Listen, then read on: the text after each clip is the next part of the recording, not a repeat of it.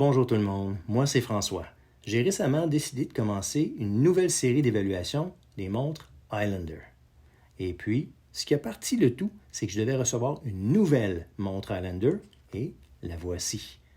Donc, on va parler des spécifications, on va parler des différents détails et surtout pourquoi elle est importante pour moi.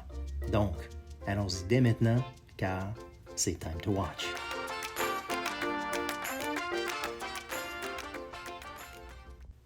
Donc, je vais faire un unboxing de cette belle montre Highlander. Et puis, je vais vous expliquer évidemment d'où elle vient.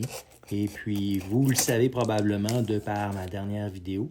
Highland Watch, c'est tout simplement une compagnie qui a commencé récemment. Donc, c'est une micro-marque qui fait des montres accessibles pour monsieur, madame, tout le monde, disons.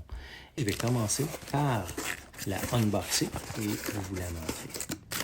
Donc, voici la boîte Highland Watch que vous reconnaissez et ils mettent toujours ces outils. On va l'utiliser tantôt.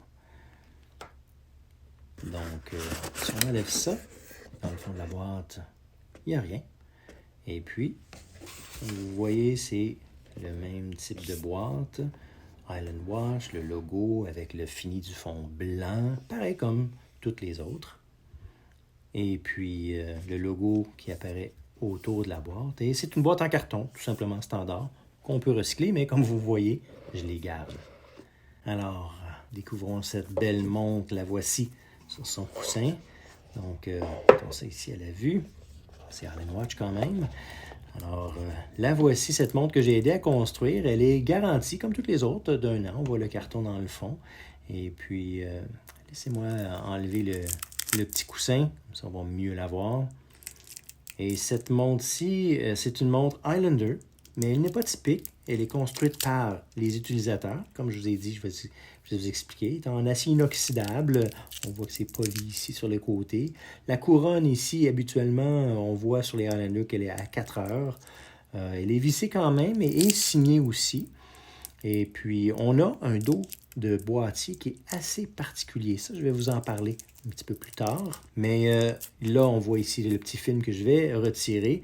Mais d'abord et avant tout, on doit enlever le petit film sur le dessus qui est toujours très satisfaisant. Et voilà. Donc, on va s'en reparler. Je vais déballer le petit film sur la montre et puis on se revoit tantôt. Comme je vous mentionnais, c'est une montre que j'ai aidé à construire, à faire construire en fait. C'est Mark chez Highland Watch qui a demandé à ses abonnés de l'aider à construire une montre. Donc, il donnait des choix d'options pour la loupe ou l'insertion de loupe, pour le cadran lui-même, évidemment pour le type de métal pour la loupe et aussi le boîtier.